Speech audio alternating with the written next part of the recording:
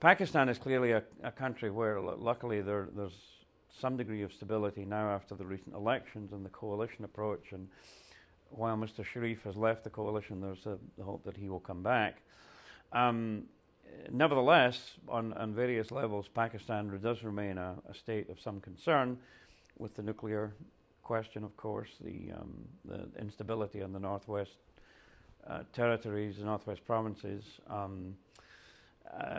the porous borders, the internal divisions among the various areas in terms of how they voted in the last elections and so on.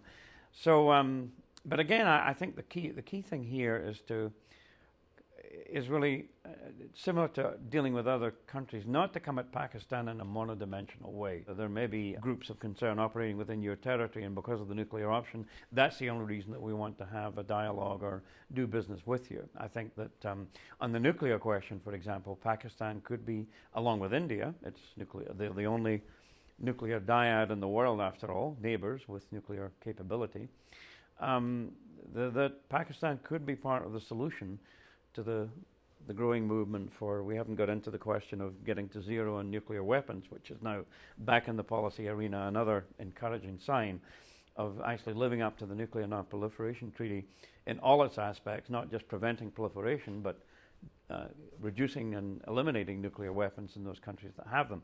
I think that Pakistan could be very much part of that dialogue in a sort of coalition of the willing and ready to address the question of